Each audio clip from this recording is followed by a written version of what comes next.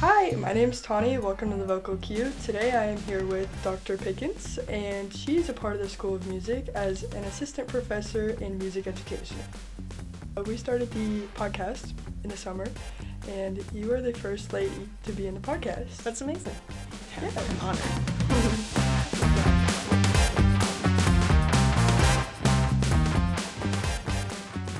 So, what made you want to come to the Texas Tech School of Music? That's kind of a long story, actually. So I graduated from here twice. So originally, as an aspiring undergraduate student, I was drawn to the School of Music because I had come to the Texas Tech Band and Orchestra Camp as a young person. My first year was as a sixth grader. Aww. So my first year playing my instrument, and my band director brought us up here for the camp. And I made some connections with some of the faculty here, one of them being the trombone professor. That was my primary instrument. And so over the years, I just kept being drawn to Texas Tech. And so I knew of the wonderful reputation of the School of Music, and came here for my undergraduate degree. And then graduated and kept being pulled back in, and ended up doing my Ph.D. here as well. And went off and was teaching in another state for a while. And when this position came open, it just felt like home. I have such strong feelings for this institution and my colleagues, and just really excited to be here. Hopefully I didn't jump across a lot of questions with that long story. But No, you're good. yeah, Okay, yeah. So before you went to the camp in sixth grade, Mm-hmm. did you know what you wanted to do? I know you were really young, but... Yeah, no, I wanted to be a medical doctor. Okay. For a long time. And then when I started, so I was a band student playing trombone. When I started that, I really thought my band director was really cool. And I thought that looks like a fun job, getting to be around the band world all the time. And so once I started in the music world, I was pretty singularly focused on being a musician. And then I went back and forth with being a doctor. So I guess I just combined the two. So doctor of music education now. Not quite the same as what I envisioned, but That's okay. Yeah, it's great. Did getting your undergrad and PhD here make you want to be a professor in the School of Music here? Yeah, it did. Especially when I was here doing my PhD. Just getting to, as a graduate student, seeing the other side of things and working so closely with faculty at that time. I think that was one of those things, if a job here had ever opened, I knew that I would apply and hope that they would want me back. So That's awesome. Yeah. What was your hardest class? Oh gosh. In grad school or just in any of them? Oh man. I took a couple psychology classes that were, and it was just thinking on a different level, that I think as an undergrad I wasn't prepared for those yet. And when I took them later, it made more sense. But yeah, at that time, I think I remember those being pretty hard. Yeah, psychology is pretty hard. Yeah. What was your easiest class? Probably just being in the ensembles that I was in. Just show up and do the thing that I love doing. That was pretty easy. It took a lot of work, but I guess it felt easy because it was what I wanted to do. Yeah. Do you have a favorite ensemble that you performed? When I was an undergrad, I had a trombone quartet, and so it was student-led. There were 4 students that worked together, and that was a blast because we got to play whatever we wanted to play. We kind of decided when to rehearse and how often to rehearse, and so I think that was probably my favorite one, just because of the ownership that we had in it as students. And then I think the band and orchestra maybe tied together as 2 of my favorites too. That's awesome. Yeah. What classes do you teach? What classes do I teach? I teach the brass methods course for future music educators, so for our music education majors. I also teach an advanced brass course, which is an elective that they can take if they want a little bit more experience on some of those brass instruments. I teach the instructional technology for music education majors. And they take that typically about a year before they student teach. And then I have a graduate seminar course that I lead with one of my colleagues. So That's great. yeah. Could you explain to me what exactly low SES is? Low SES, so it stands for low socioeconomic status. So that's typically a combination of things that kind of are combined into that. So income, perhaps education level, things like that. So that's all combined into the low socioeconomic status is how they define it. And so communities, schools are kind of unfortunately labeled in some ways, being low SES, high SES, mid SES, that kind of thing. Yeah. So, Okay. yeah. Are you still actively going to middle schools to do the low SES and rural community stuff? Not yet. So I am trying to, now that I'm back here, making more connections and being out in the schools. But as far as my research goes into that, those perceptions, I haven't gotten that off the ground just yet, but I'm hoping to.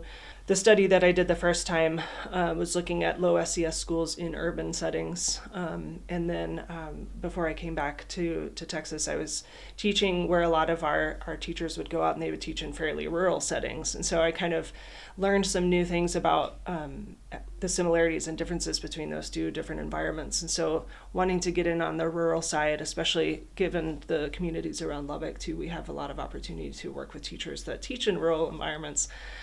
So yeah, it's something that I hope to get going pretty soon. So for the urban part, if you had to pick, where in Texas would you go to teach middle schoolers? So I would probably go back to where I was before. So I taught in the Austin area. So Pflugerville. In Pflugerville, yes, good job. So just north of Austin. It was a great environment and really great school district and wonderful community, wonderful students. So I would probably go back to that area. I grew up in San Antonio, and so I could consider going back to that area to teach too. But my family's still in that area too, so yeah, a bit of a draw. You were a director for 10 years, right? Almost 10, yeah. Okay, how was that? It was great. Great. It was, I did middle school the whole time. And I know that people think that could be crazy time because kids are, middle school years can be tumultuous. But I absolutely loved it. I found that working with that age group was incredibly rewarding and entertaining, and every day was different, and I loved that. So, yeah, it was great. Middle schoolers are very expressive. They are very expressive. Yeah. What was the feeling you felt whenever you transitioned from middle school to college? Like the teaching of those two. The teaching aspect. So it was kind of a challenging transition. The great part was, when I left my job teaching middle school, I was a graduate student for a bit. So I was able to kind of ease into being a TA and being a graduate student that was working with our college students. And so that made the transition a little easier. And I the beautiful part about my job now is I get to teach a lot of the same concepts that I was teaching before. It's now just on a higher level. Now that I've eased into that transition, it's hard for me to remember how hard it was, but I think there are many similarities. And then I think there are massive differences between the two age groups. But the part that I like to think is, our middle school students, that age, they're going through transitions, right? And really try to figure out who they are. College students are kind of in a similar transition, right? Just I'm coming from being a young person and now I'm in charge of my own life. And so there's that kind of similar thing, even though they're on different levels of what students are going through during those time periods. Okay. What was your first thought when you came to Lubbock? It's really flat. Yes, really flat. I remember my first dust storm. Do you remember your first dust storm? Yeah. It was really flat, really dusty. I knew some people that had done their college degrees here, and so the advice that I got for this dustiness was don't wear chapstick when you're outside and walk with your mouth closed. So, and I remember those things to this day. That was many years ago they told me that. But yeah, the dust is pretty intense. Why don't you wear chapstick? Because the dust will stick to your lips. That's what they told me. It's really good advice. So it keeps your lips from being gritty, I suppose. Yeah. Okay. What is one of your favorite Texas Tech traditions that we have? Oh, that's a good question. I really love the Carol of Lights. Me too. Yeah. Did you go? I didn't, and I'm really upset that I didn't go, but I did watch it on TV. And I did cry a couple times. I tend to cry when I get really excited and emotional and connected to things. But yeah, I watched it. Did you go? No, You didn't unfortunately not. I wanted to, but I didn't end up going. Okay. I went in December of 2022. Okay. Did you go that year? I didn't. No. No. Okay. It's been a number of years since I've been. So the trombone choir plays at Carol of Lights. And so as an undergraduate student, when I was in that ensemble, I got to play at all of the Carol of Lights. And I just, the moment when they turn the lights on, the trombone choir would always play a certain piece. And so we would hit a certain moment in that piece and the lights would come on and I always got chills. And so that's kind of one of those memories that I hold really dear now, and I don't know why I haven't been back. I really don't. Like, since I graduated from my undergraduate, I haven't actually been there for Carol of Lights, but it is one of my favorite memories. In December of 2022, they added fireworks. Yeah? Yes, and then they also had them in December of 2023, and then they also had the drone. The drone was really cool on TV. Yeah, it was very cool. Yeah. I really liked that one. It was pretty cool. Yeah. Can you tell me about any of your research projects that you are involved in or that you've started or anything? Sure. So some previous research that I've done, it was kind of in connection with the teaching experience that I had. So I taught in a community that was considered low SES. And there are a lot of perceptions around that, sometimes negative perceptions about what that experience might be like as a teacher. So I kind of wanted to dig into looking at why people have those kind of oftentimes misconceptions about what it's like to teach in a community that's defined as low socioeconomic. And so I did some research projects on just undergraduates' perceptions of what might be challenging to teach in a community like that, and compared that to what teachers that are actually in those communities were experiencing. So that's a project that I did when I was finishing my Ph.D., and something that I hope to continue, especially now post-pandemic, kind of looking at maybe those struggles have changed and maybe those even perceptions have changed about what schools might be like in those environments. A new project that I'm hopefully getting started working on is going to involve some eye tracking. And so I want to use eye tracking devices and software to examine what people are looking at when they're teaching. Specifically, if they're teaching a large ensemble class, are they looking at their music? Are they looking at the students, hopefully? And then comparing that with, our undergraduate students who aren't quite out there doing it all the time yet, and doing that comparison between them and people who are experienced teachers. So that's a project that I'm hoping to get started really soon. I hope will kind of expand into a variety of things that I can look at using eye tracking. And I'm very fascinated by what we're thinking about and what we're looking at while we're teaching, because there's so much going on while instruction is happening. And when we're working with young people, we need to also be aware of what they're doing while that's happening. And so just having that, devices that we can look at and at least see from the teacher's side what they're seeing, and then maybe going into why that's happening and how we can help our students look in the right places. That's cool. Yeah. So are you planning on creating a device to do that, or is there already technology meant for that? Yeah, so there's a lot of technology out there that's already been created for eye tracking. A lot of eye tracking programs are utilized by people that are in marketing. They want to look and see, what are you looking at if you're looking at a poster or a page of ads, so it exists, and very few people are doing it in the field of music education right now. So there are some people that have looked into, what's being looked at one-on-one, and this would kind of be a way to look at in a larger setting, to where there's more people in the room and not just, I'm teaching you how to play the trombone and I'm looking at certain things that you're doing, but looking at everybody in the room. And so I'm excited to get that going. Now I just have to figure out which software and hardware I want to use. That's gonna be really fun. Yeah. So is it gonna be like glasses or like a camera? Yeah, good question. So the way that I want to do it would be glasses. So wearable eye trackers, which have evolved tremendously from when they first came out. They do look more like just regular glasses now, which is a great thing, because if you do this with students and you've got glasses on that look like really crazy futuristic things, they're going to be distracted. And the hope is that now that the glasses are looking more like real frames, it looks more normal to wear. But yeah, they have a variety of things, and so it's pretty neat. The glasses are set in a way, and they have cameras up here, so the cameras are looking directly at your pupils, and then there's also cameras that are going this way, so it's recording what you're seeing. That's cool. So, yeah, it's pretty neat. That is cool. Yeah. So are you gonna buy them, or are you gonna make your own? Well, I won't be making my own. The College of Communications actually has some that they use for their research. And I've met with them a few times to kind of see if what they have would work for my research.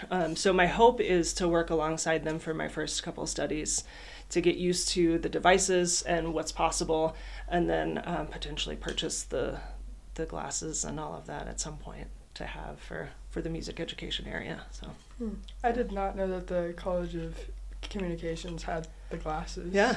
You learn something new every day. There you go. So going back to teaching, when a student is struggling in your class, how do you go about helping them? Yeah, that's a great question. It depends on the student, and it depends on the struggle. I like to sit down with my students and kind of figure out what might be happening outside of that class that's causing the concerns. So for me, and this going back to even my time teaching, I taught middle school for a number of years, and building those relationships and knowing my students is the most important thing for me to be able to help them be successful. Because if I know my students, then I can see the struggle happening. If I don't know them as well as I need to, then I might not even notice that they're struggling, right? So I like to sit down and help them kind of figure out where this is stemming from, if I can, sending them to the people that could help them if there are bigger issues. But ultimately, if it's just a struggle with content, I set aside time to sit down and help them fill in gaps of knowledge, that maybe something's not clicking, maybe they just need to hear it in a different way. So really just creating those relationships and finding the time to sit down and help someone individually is the way that I like to begin that process of helping them be successful. Does music make life better? Of course, yes. All kinds of music make life better, yeah. I agree. Do you have a favorite music genre? Oh my gosh, no. I like all of them, and it's weird. I feel like I should say like classical, traditional classical music, but I listen to everything. I listen to country music, I listen to hip hop, I listen to popular music, all of it, jazz, so it depends on my mood. Okay. Yeah, during the summer, I listen to country music. I'm not really sure why that's a summertime genre for me. But yeah, that's my summertime genre. And then, of course, around Christmas time, I have the Christmas music station. Yeah. So, yeah, it kind of varies. Do you have a favorite singer? A favorite singer? I don't know if I do. I like a lot of people. I really like Sia's voice. Are you familiar with Sia? Yes. Okay. I think she has a really interesting voice, so I like to listen to her. I like Adele's music. And she has a beautiful voice. Yeah, there are lots. Yeah, I don't know if I have a favorite. Okay. So out of Adele and Sia, Oh gosh, who's your favorite? between those two, Yes. I might have to say Sia. Okay, what's your favorite song by her? Oh no. Okay, so this is a problem that I have. I am terrible about song titles. I am too. Like, I could sing the whole song and I won't be able to tell you what the title of the song is. I don't know why that is, but I was just listening to Sia yesterday. What was this? I can't think of any. Do you know any Sia songs? There's Chandelier. I do like that one. You don't like that one? No, I do like that one. I Okay. can't remember any of the other ones off the top of my head. Like, Yeah. does being a music education professor constantly inspire you to listen to more music? To be honest, I think being a professor in the music area, sometimes having silence is probably what I feel more, because there's music happening constantly, and I love that about my job, and I love that about what I get to do working with students. But yeah, sometimes it's those moments of like just quiet. Those are good. Peace and quiet. Yeah, peace and quiet. But no, I find that my students introduce me to new music all the time, which I love. Which is probably why I have such eclectic taste for different things. But yeah, I would say that in some ways I listen to more music because I'm around music students all the time. Yeah. Awesome. Does music help you stay focused? Music actually distracts me when I'm Right? yeah. So I know a lot of people listen to music when they read or study or work, because my brain starts to analyze what I'm hearing. If I'm trying to work on anything else while I'm listening to music, I get distracted. So yeah, that's where the peace and quiet, I think, comes in, because if I'm hearing a piece that I know, I'll sing along in my head, and I can't write an email or read something that I need to be reading. But yeah, I wish that I could. I'm kind of the same on that one, because whenever I'm like trying to read an email or Uh-huh. read a book, I can't listen to music at Yeah. the same time. I'm like, do I want to read or do I want to listen to a song? Exactly. Like, which one do I want to do? Yeah. I have a hard time. I don't know how people do it. I grew up with people that would listen to music constantly. They would sleep listening to music, and I can't do that. My brain needs to focus on it while also focusing on whatever else is going on. So yeah, it's impossible. I feel like there's times where you can listen to music, but there's also times where you don't need to listen to music, because I know people that listen to music all day, and I'm just like, I don't know, I get tired of it. Yeah. You know? Like I want quiet. I like the quiet. Right. Yeah, me too. Are you involved in any organizations? I'm a member of some national organizations for music education. The Texas Music Educators Association, and then also our National Association for Music Education. And I'm actively involved as a chair for our National Association for Music Education Texas division. I'm the collegiate chair with that. Yeah, so I'm kind of getting plugged back into Texas, being back here for just a semester now. So enjoying that, but yeah. So how did you become the collegiate chair? I was nominated by one of my colleagues who was the past president of that organization. And I was actually the collegiate chair when I was here working on my Ph.D. before as well. So they had an opening and they knew that I had done it before. And so it was kind of a nice transition for me to help them kind of fill that need, and also do something that I enjoy doing.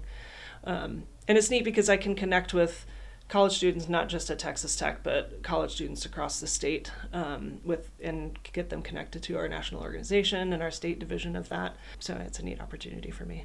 Yeah. And I saw somewhere online that you work alongside the exec board. Do you? With that organization? Yes. Yes. So there's a group of chairs for this organization that are kind of responsible for various aspects of the organization. And then the executive board then kind of governs everything. So we work closely together, and meet about once a month and kind of talk about issues that are happening in Texas education, and things that we can do in service to the profession. So yeah. Awesome. So I saw you've been involved in authoring some articles. Mm-hmm. Can you tell me about those? Yeah. So when I was working on my degree, one of my former professors and mentors, Dr. Jan Killian, we did some research together looking into instrument preferences for students. Kind of just to give some backstory on that, as a trombone player, I grew up being oftentimes the only female in my section. Trombone tends to be kind of a male-dominated instrument, or definitely in the past it was more male-dominated, and it's getting better in being a little bit more inclusive in that way. But I never really thought about it at the time. It was just kind of, that was my life. And then when I started in the college realm and kind of going professionally into music, realizing there were fewer women in that field, I wanted to look at why. And so there have been studies done for over 50 years about kind of gender stereotyping with instrument selection. Why do we assume that these instruments are specific to males, and why are these specific to females? So I read some articles about that when I was starting my degree, and I was really fascinated by things that they had found, but they had been written in the 70s.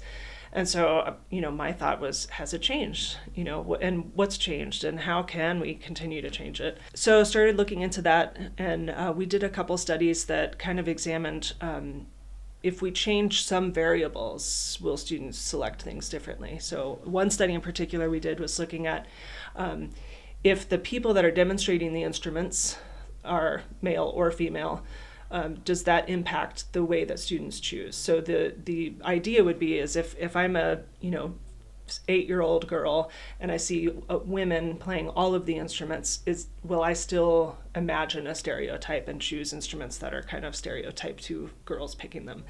And vice versa, same thing with the males. And, we really found that there wasn't much difference depending on what gender they saw demonstrating the instruments, which is it can be frustrating in research to find that there is no significant difference in between something, but sometimes that shows us, okay, we're not looking at the right thing yet. But that was really fascinating. So we did that study and had that published, and then did another couple of things looking into older students and their preferences. And then now that they've been in that realm playing these instruments, would they change? And when they change, or if they wanted to change, are they more likely to pick something that kind of goes against those stereotypes? So I find it really fascinating, and I'm happy to see that these kind of gender lines have blurred more as the years have gone on, and I think we still have work to do, but I think it all comes down to representation, and the hope is that students can look and see someone that looks like them playing that instrument, and then there's no reason to shy away from any of them. So, agreed. Yeah. Do you still play an instrument to this day? I do still play trombone. I don't play as often as I'd like to, so I'm trying to play more. But yeah, I still love it. When I was teaching middle school, I taught all of our beginning brass instruments. And so that's kind of, I can play all of the brass instruments, and definitely still most comfortable on the one I've played the longest, which would be the trombone. But yes, I do still play. Do you play anything? No. In middle school, I played the viola, though. Did you? Yes. And you don't play anymore? No. Do you want to? I do miss it, to Do be you? honest, yeah. I also played the piano for Okay. 5 years. Yeah, I loved playing the piano. You can still play that too. You should. Yeah, I mean, I don't have a piano at my house, but Okay. I'd love to get one. Yeah, Do you have multiple instruments at your house? I do. Yep. And my husband's also a musician, and he plays the horn. So we have lots of horns and parts and trombones and parts. And yeah, sometimes they're in my office at work, and sometimes they're at home. And we also have guitars. So there's a lot going on. Do you like playing the guitar? I'm learning, actually. I'm getting really into, there's this new movement in music education, not new, it's been around for a long time, but it's really being embraced across the country more now. They call it modern band, and it's essentially teaching popular music in public schools. We don't do that a lot in Texas, with the exception of some pockets, but it's growing as an opportunity for our students across the country. And I went to a conference this summer that really inspired me, and it was all about, playing popular music and learning these instruments and how easy it can be to get a guitar into a kid's hands. And so I played bass guitar when I was in middle school, and then I did not play bass guitar for a really long time. And so I picked it up this summer, and my love for that instrument came back. And so my husband actually got me a bass guitar for Christmas. Ooh. And now that's what's happening in the house when there's free time. So I'm pretty excited to get back to it. And he plays acoustic guitar. I'm not quite ready for that yet, but start with the bass guitar. You'll get there. Yeah, maybe someday. So you talked about the conferences. You've taken some of your research to conferences, right? Yeah. Okay, which conference was your favorite? There have been a couple really great ones. The national ones that we do through the National Association for Music Education are really great. They have research-specific portions of those conferences. There was one that we did in Washington, D.C. a number of years ago that was really wonderful. I met some amazing people there and was just really inspired by other people's research. So I guess that one would be my favorite. I really enjoyed that one. Is that one the most fun? Was it the most fun? It probably was the most fun, yeah. Awesome. Yeah. Awesome. What continuously inspires you? My students. Okay. How do you know that you're succeeding with teaching your students? Yeah. I think because I get to teach people who want to teach, if I can see them building their passion for teaching, and I can see them having moments where they are having successes while teaching, that's when I know that I've been successful, if that makes sense. So, sometimes it happens in the form of peer teaching, where they teach each other and they practice skills, right? And having those moments where they realize that something that they just did worked, those are really rewarding moments. I also get to go out and do some student-teacher observations. So when our students are out in the field and that last semester before they graduate, when I see them working with kids and having those moments where they're just enjoying that process of working with the kids and seeing those young people grow in their musical skills, that's when I know that I've done okay, and I've prepared them for their future careers. So, yeah. Awesome. So whenever you watch your students teach like little kids, how do you know that they're doing a good job and like getting it fully across to the little kids? You can see the engagement in the students. So if they're in front of a group and those students are engaged with what they're doing, then that's working. Something that they're doing is working, right? And then, in the band world, if they're teaching a skill and then they have their students try it and it sounds like it's pretty close, like those are moments where like they did the right thing, they took the right steps and they gave the students the right information, that it worked. I think that's a beautiful part about getting to teach music, is we find out fairly quickly if what we taught was learned appropriately, right? Mm-hmm. Sometimes if we're teaching other subjects, it's harder to know right away if what we just did sticks. But with our music students, if I teach them a new thing and they can't do it, then I didn't teach it right? Mm-hmm. So that's kind of cool. You can hear it and see it. Well, you can hear it through their instrument and see it through their face, can't you? Yeah, definitely. Okay. Yeah. Okay. Which one's the easier to be able to tell, being able to hear it rather than seeing it on their face? Yeah, I would say that's the easier way to know actively if what we are teaching they can put into practice. But the recognition, sometimes you get a faster response of like, I just said this, and then they light up and like, that just made sense to me. So sometimes that's the more immediate. So it really depends on what it is that we're talking about. If it's something that they can actively like immediately put into practice, then we can go to the hearing of that skill. But if we're just having a conversation and teaching something different in that way, and you see that alertness, those are great moments.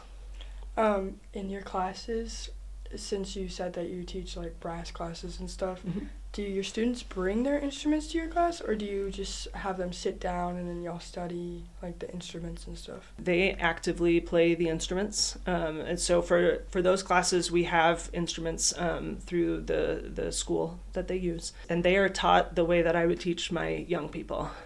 So a lot of the way that I design that course is it's exploratory, right? So I want them to be able to experience what their students will experience through that process. And then we kind of combine that with conversations from the teacher's side. So they feel it as a student, and then we have like, okay, well, this is what I did. Did you notice that I did it this way?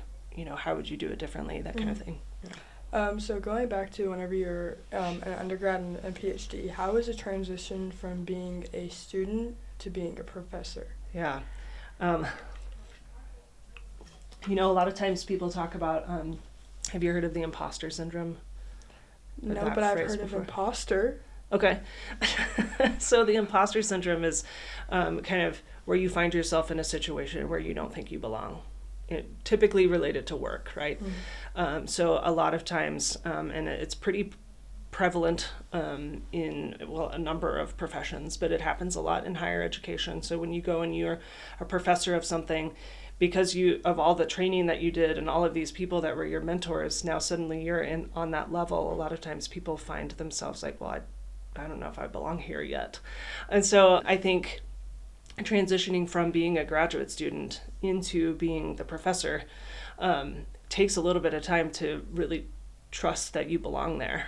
I think that transition, while I'm proud that I've made that transition, it is pretty challenging for some people. And, I went through ups and downs where I thought, like, do I really know? Do I really have enough information to train these people to go do this profession? And, trusting your training and trusting your mentors that gave you these opportunities, that they know that you are, in fact, the person that can do this. Yeah, I think the transition was hard, but worth it, for sure. Sounds very worth it. Yeah.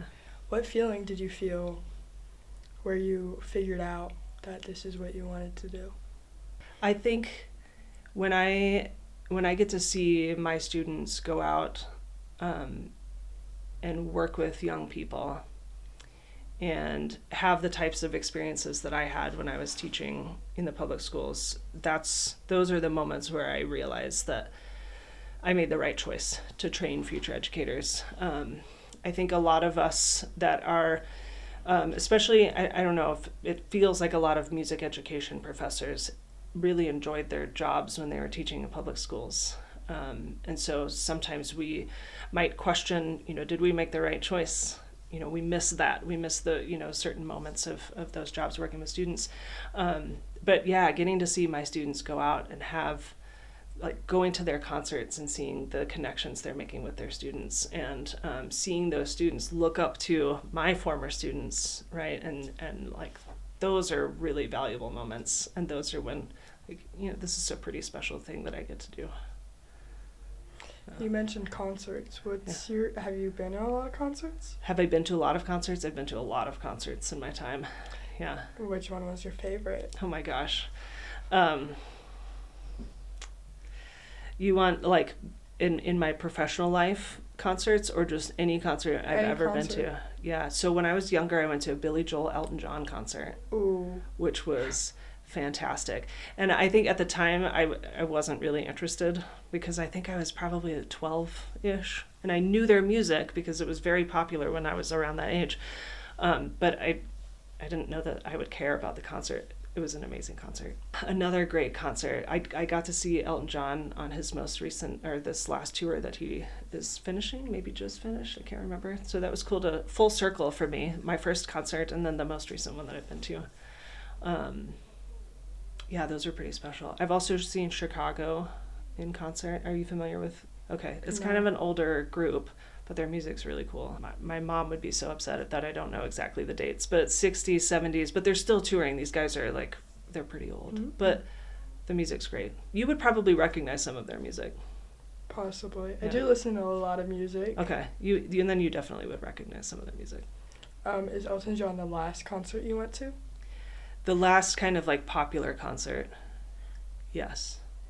But I've been to several concerts since I've been here too, of our School of Music concerts. What was the last concert you went to? What was the last? Turn the tables. Parker McCollum.